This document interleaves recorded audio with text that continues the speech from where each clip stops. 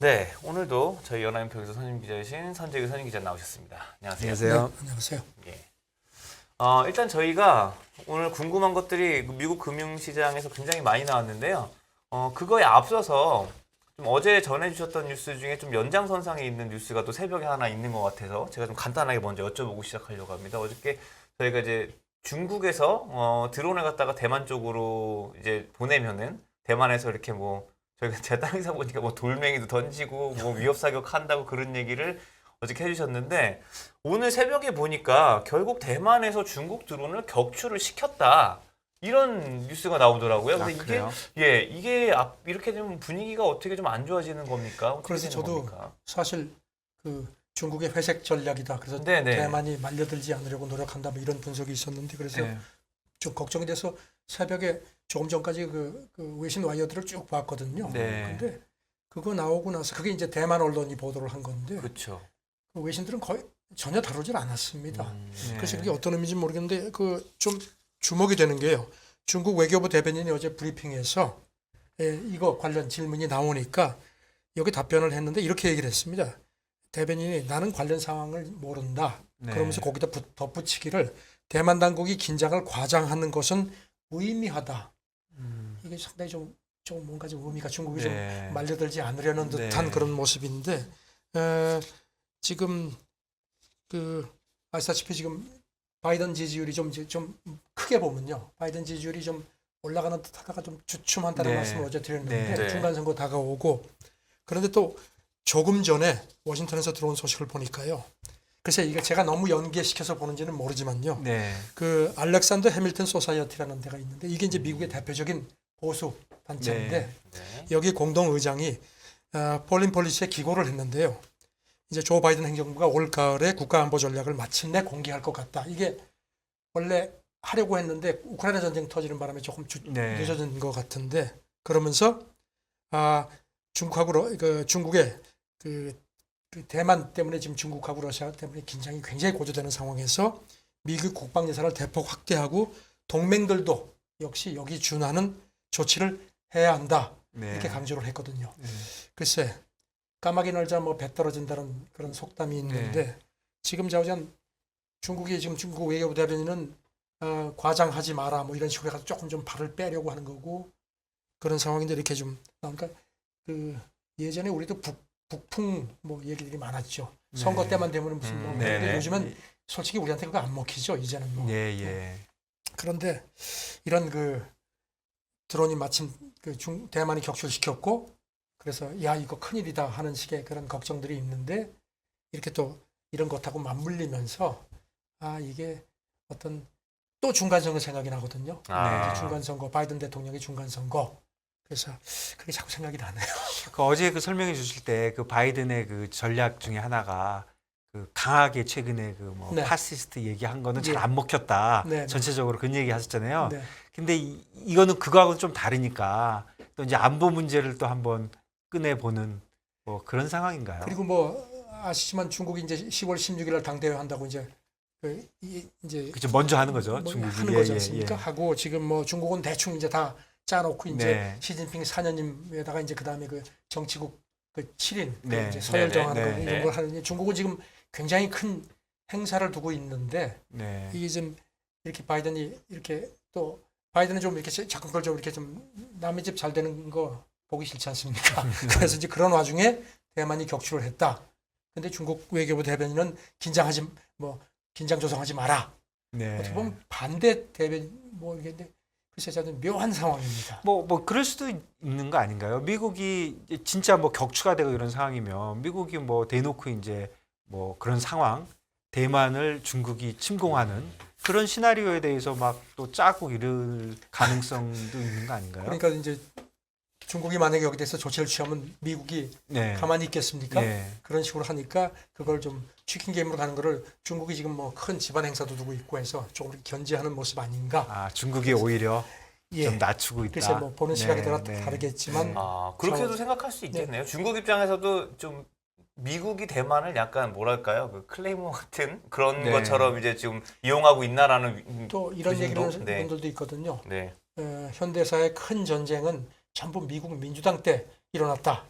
뭐 물론 민주당이 들어오면 뭐 여러 가지 항변도 있겠지만 자우단 이런 여러 가지 상황을 볼 때 이번 여건이 그렇게 많이 비화되지는 않지 않겠느냐. 네. 그래서 시장에서도 네네. 별 그렇게 뭐 너무 걱정을 하시지 않아도 될 것 같다는 그런 생각입니다. 현재로서는. 네. 예, 그래도 어쨌든 드론이 우리가 잘 모르는데 드론이 넘어갔다 그러고 그게 또 격추가 됐고 막 이러니까 도대체 사실, 어떤 상황인지 그러니까요. 예, 저희도 좀 걱정이 궁금하긴 한 됐었거든요. 거죠. 사실 뭐 근데 사람이 사상자가 생긴 건 또 아니고 그렇죠. 드론이 격추된 거니까. 그런데 남의 나라 상공에 막 그런 거 띄워도 되는지도 모르겠고 예. 이제는 그 드론이라는 게 어떤 그 전쟁이 하나의 큰 변수지 않습니까? 그러니까요. 예. 예전에 네. 뭐 예전 전쟁 때는 이런 게 없었지 않습니까? 네. 반드시. 근데 지금은 뭐 드론이라는 게 그야말로 로봇, 드론, 뭐 인공지능 이제 예, 이런 것들이 예, 지금 엄청난 무슨 첨단 기술인 것 같은데 예. 약간 뭐 복잡해지네요. 그래서 네, 참 그렇습니다. 일단 저희가 그러면은 이슈를 좀 오늘 중요했던 이슈들을 이제 계속 한번 살펴봐야 될 것 같습니다. 자, 중국에서 오늘 이제 제로 코로나 정책을 이제 얘기를 하면서 청두를 봉쇄를 시켰거든요. 네. 이게 지금 정확하게 내용이 어떻게 나오고 있고 어느 정도의 봉쇄인 겁니까, 이게? 청두가 인구가 2,100만 명 정도. 네, 뭐 엄청나네요. 중국은 뭐 작은 제가 예전에 중국 갔는데 저 리자오라는 데를 갔었는데 네, 여기는 굉장히 작습니다. 그런데 예. 280만 명이고요. 근데 지금 지난 일요일부터 네, 나흘간 그러니까 오는 일요일 그러니까 어제 저녁부터 오늘 일요일까지 네. 나흘 동안 전 주민 외출 금지 그리고 그 PCR 전수 검사입니다. 대단하네요. 참 중국만 대단하네요. 할 수 있는 거죠. 예. 나가려면 이게 가구당 한 명이 하루에 한 명씩 나갈 수 있는데 생필품을 이제 사러 네. 그 대신 PCR 검사를 받아야 됩니다. 음성 증명서를 받고 가야 되고 대중교통은 물론 최소 운항을 하지만 타려면은 뭐 병원 갑니다라든 이런 허가를 받아야 되고요. 이미 뭐 학교 같은데 이런 데는 전부 온라인 재택 수업으로 다 들어갔고요. 그럼 4일 정도 하는 거면 일요일이 끼었다 하더라도 최소한 이틀은 그렇죠. 주중이네요. 아시다시피 지금 뭐 이제 그 인구 1,000만 명 이상이 이제 중국에서 봉쇄된 게 우한 사태 이후에 시안, 선전, 상하이 그리고 이제 지금 네 번째고요. 예. 베이징도 봉쇄가 됐지만 한 70일 정도 네. 단계적으로 부분적으로 봉쇄를 네. 했었죠.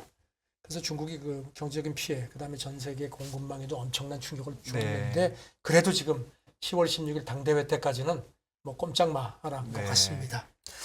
이게 사실 그 어저께도 그런 말씀하셨고 쭉 얘기가 나오고 있는데 중국이 사실 GDP 성장률 전망치가 굉장히 하향이 되고 있거든요. 그렇죠. 네. 근데 이제 이렇게 또 청도 같은 도시를 봉쇄를 해버렸다, 락다운을 시켜버렸다. 그럼 이제 앞으로 연말까지 봤을 때도 어저께도 시티가 2.8% 정도까지 봤었나요? 중국 그 GDP를?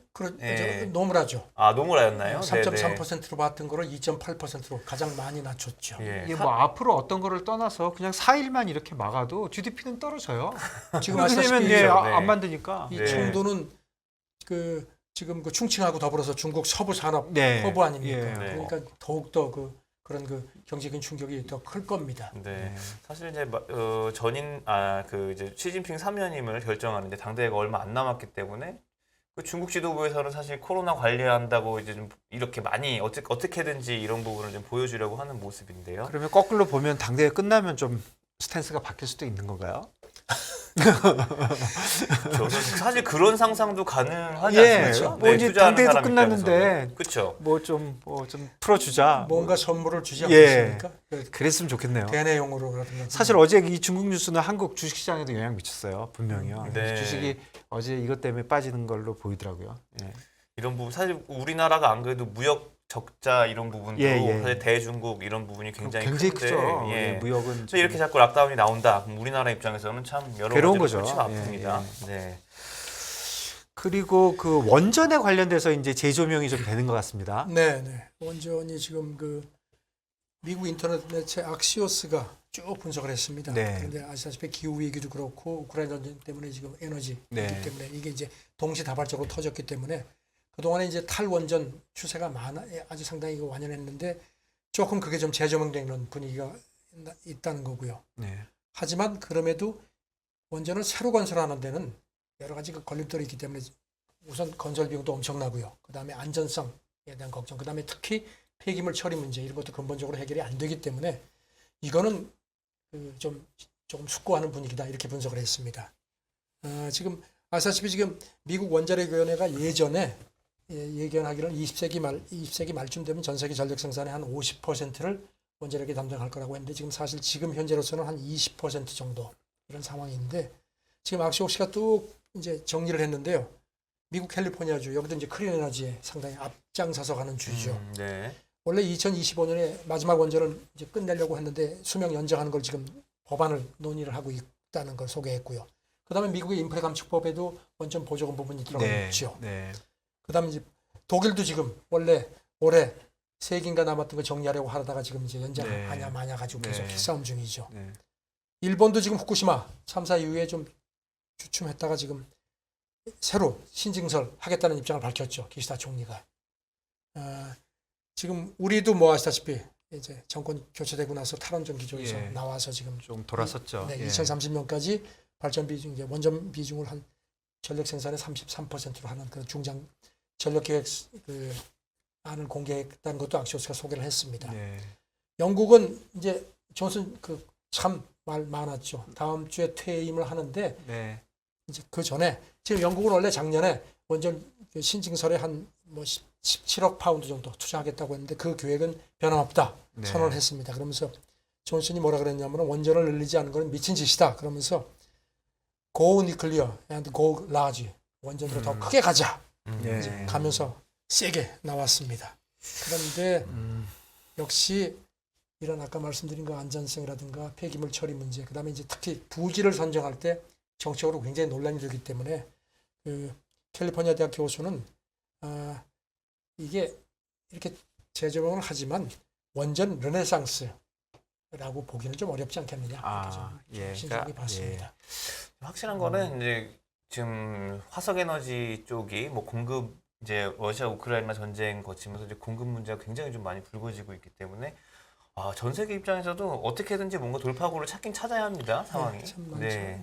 참 예. 어려운 문제죠. 뭐 기후하고 우크라이나 그 전쟁 관련돼서 그야말로 반작용인 것 같고 네. 그다음에 이제 한번 이렇게 투자를 하면 이게 시간이 오래 걸리는 거니까 그렇죠. 이제부터 투자를 하기 시작하면 또 몇 년 후에는 원전이 많이 생기고 그러다 보면 기술 발전도 좀 더 생기고 안전성 문제에 대해서 그래서 그러니까 원전 업계 쪽 얘기는 지금 옛날처럼 뭐 후쿠시마 뭐 체르노빌 사태처럼 그렇게 안전하지 않은 게 아니다. 기술도 많이 없고 예, 좋아졌으니까요. 뭐 소형 모듈 뭐 이런 예, 것도 예. 많이 나오고 하는데 어쨌든지 간에 그걸 모르는 사람은 없죠. 탄소 중립에 가장 좋은 건 네. 아는데 사고가 아직도, 이제 네. 한번 터지면 이거는 끝장이라는 거니까 예. 그게 문제인 거죠. 네. 그런 거는 진짜 큰 변화가 있었던 것 같아요. 네. 아까 기자님 말씀해 주신데 우리 어렸을 때 원전 처음 얘기 나올 때 원전이 모든 거를 대체할 것처럼 그렇죠. 얘기했었어요. 제 그럼요. 기억에. 네. 근데 뭐 50% 얘기처럼.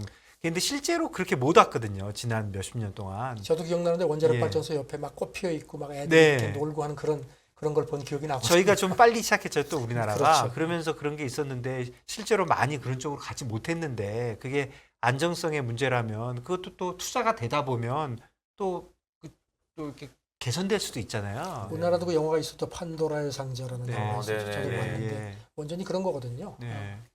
그래도 이제 우리나라에서도 근데 그런 말씀하시는 분들은 계시더라고요. 우리나라 이제 원전 근처에 네. 이제 사시는 분들 이게 참 알게 모르게 많이 조명이 되지 않는 좀 이렇게 몸 안 좋아지시고 이러는 부분이 주민들이 겪고 있는 부분들이 있다 이런 얘기 하시는 분들도 많이 있으시고요. 그런 문제가 또 있죠. 예, 그래서 그렇기 때문에 이 원전 문제 참 정부도 그렇고 각계각층에서 좀 다각적으로 검토를 잘해야 될 것 같습니다. 자, 이제 저희가 국제 뉴스 미국과 중국, 러시아 뭐 이런 쪽 쭉 보고 있는데요. 요즘에 이제 우크라이나 러시아 전쟁에서 튀르키예가 발언권이 굉장히 많이 세졌거든요. 네. 뭐 곡물 수출 중재도 하고 국제사회에서 발언권을 굉장히 높이는 모습이기는 한데요. 근데 이제 과연 튀르키예가 모르겠습니다. 이제 어떻게 보면 미국 시각에서 봤을 때는 미국이나 서방 국가들이 원하는 쪽으로는 사실 움직여주지 않는 모습도 사실 많이 보이거든요. 튀르키예가 옛날 터키 시절 미국하고 아주 찰떡궁합이었죠. 네. 다들 기억하시죠. 예. 근데 이제는 정말 이름도 튀르키예로 바꾸고 에르도안 대통령이 이제 완전히 이제는 고무신을 아주 확실하게 거꾸로 신었습니다. 지금 이란 외신들은 별로 안 전했는데 이란 관영 그 통신 이르나가 어제 전했는데 튀르키예 내무차관이 그저께 테헤란에 가서 이란 내무장관을 만나서 뭐 여러 가지 얘기를 하고 뭐 물도 협력합시다 하는데 이제 안보, 지역 안보 이런 것도 우리가 파트너가 아주 좋으니까 잘해봅시다. 아주 그래서 더 강화를 했다 이렇게 나왔는데 이런 것도 그렇고 그런 상황에서 지금 튀르키예 대통령실 공보 책임자가 로이터를 또 시비를 했습니다. 로이터가 튀르키예 그 대통령 뭐 성명 같은 것도 막 뒤틀어 가지고 보도하고 엉터리 정보도 막 보낸다 그러면서 한 예로다가 그 튀르키예 당국이 그 현재 그 독립 매체를 좀 탄압하기 위해서 벌금을 대폭 매겼다. 네. 대신 튀르키예 그 주류 언론들은 알아서 긴다 이런 보도를 했는데 이거 엉터리 거짓말이다. 그러면서 뭐 그냥 제대로 보도해라 이렇게 또 시비를 했습니다. 이런 가운데 지금 그 로버트 메넨데즈 미국 상원 외교위원장 이 사람 이제 민주당 소속이죠. 지난 토요일에 그 아테네를 가서 아테네 대학에서 연설을 했는데 튀르키예하고 에르도안을 아주 그냥 아주 대놓고 씹었습니다. 튀르키예가 나토 동맹국인데도 동지중해의 영원한 위협 세력이 됐다. 네. 그러면서 뭐 중국, 러시아 기후 위기만큼 위험하다.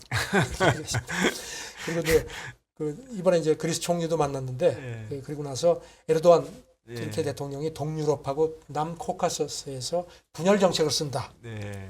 아시다시피 그리스하고 튀르키예는 앙숙이거든요. 네. 예, 찍혔습니다. 네. 확실하게 찍혔는데 그 대신 반면에 푸틴한테는 아주 또 확실하게 점수를 따고 있습니다. 예, 튀르키예가 상당히 정치적이네요. 네. 예.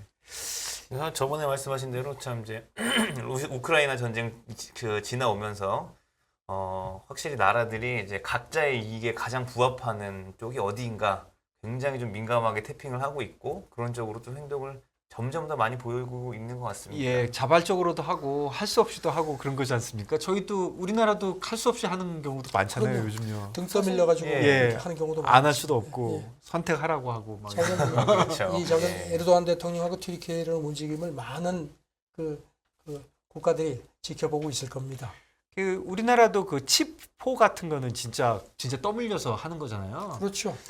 참 그리고- 이것도 골치 아픕니다. 예, 그리고 어저께 예. 그 중국발 뉴스 중에 또 하나 큰 그 뉴스가 그 이제 엔비디아 관련된 그러니까 네, 미국과 중국의 반도체 공급 뭐 전쟁이라 그럴까 갈등이라 그럴까 그 관련된 뉴스들이 나오면서 좀 많이 움직였는데요. 좀 자세하게 좀 전해 주시죠. 네, 그 외신들이 많이 보도했죠. 네. 백악관이 그 엔비디아하고 AMD에 대해서 특히 그 인공지능용 첨단 반도체 중국 네. 공급 중단하라고 지침을 내렸다는 겁니다.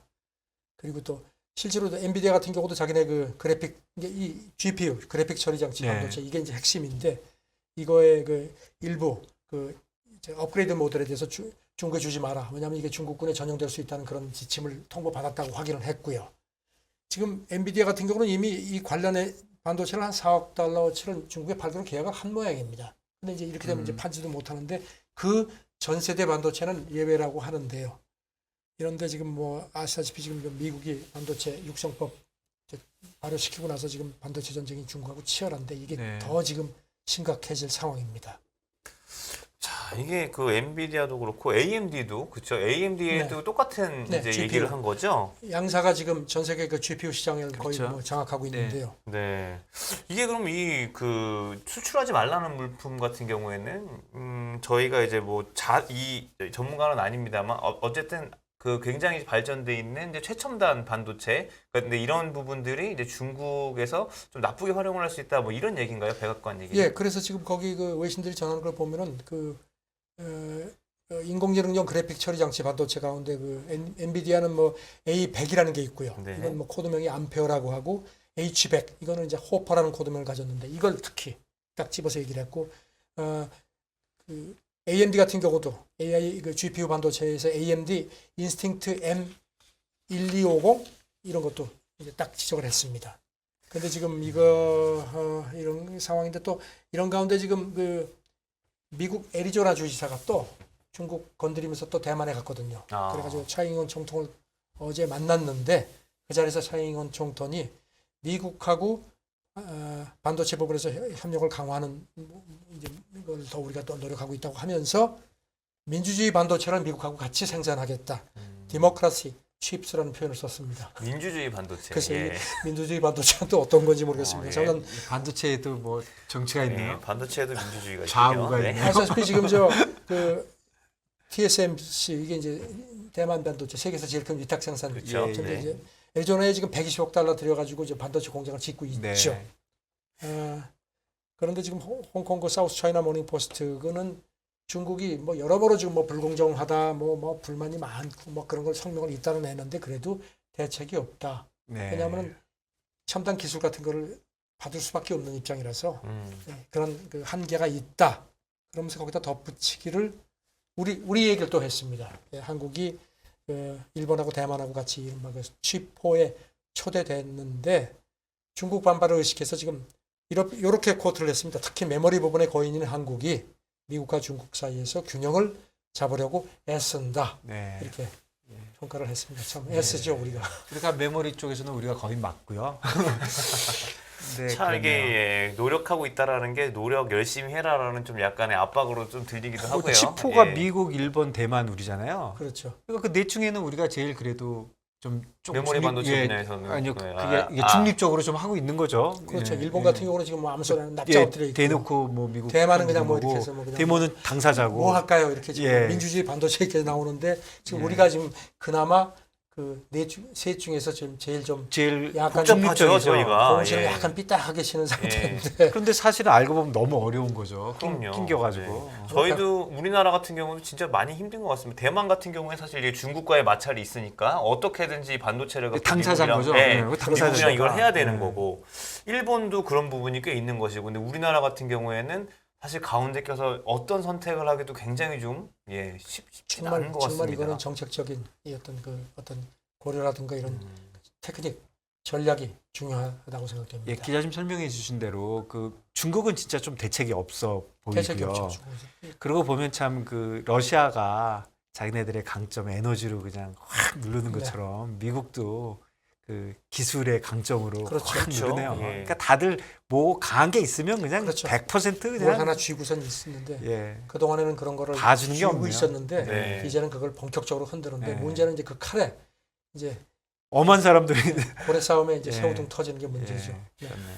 참 이게 칩4와 관련해서 이 엔비디아, AMD 이제 수출 제한 문제 어떻게든 사실 연결을 안 해볼래 안 해볼 수가 없는 문제고 근데 어떻게 될지 예, 잘 모르겠어요. 그렇습니다. 너무 복잡해서. 예. 예. 사실 이거는 저희도 뭐 여러 번 말씀드립니다만 이제 경제 문제 관련해서 이제 정치나 이제 외교가 껴버리면 사실 정말 예상하기가 너무 어렵죠. 네. 이런 부분들은 반도체 안 그래도 뭐 반도체 업황이 뭐 10년 내 최악 사이클로 간다 뭐 이런 얘기도 나오고 그러는데 참 이런 부분들 보면은 반도체 관련주 투자하시는 분들 답답하실 것 같습니다. 예전에는 정치하고 종교가 뭐 결합되고 해서 거기에 대해서 많은 게 시비했는데 네네. 이제는 정치와 경제 특히 기술, 본격적으로 예, 기술 첨단 기술. 그게 예. 이제 결합이 돼가지고 새로운 어떤 기싸움이 네. 아주 본격적화되는 그런 모습입니다. 그렇네요. 네, 알겠습니다. 자, 저희가 이제 마지막으로 간단하게 이거 하나만 빨리 좀 알아보겠습니다. 좀 저도 놀랐는데 폴란드가 예, 예. 독일에다가 피해 배상, 그러니까 2차 대전 때 그 옛날 그 히틀러 치하의 독일에서 자기네 침략했던 거에 대해서 배상을 요구를 하겠다. 이런 얘기를 하고 이걸 있어요. 보니까 우리하고 한일 그 청구권하고 아주 흡사한 모습이라서 제가 유심히 봤는데요. 예. 네. 공산치하인 1953년에 그 더 이상 배상 필요 없다고 폴란드 쪽에서 그때는 이제 공산 정부였죠.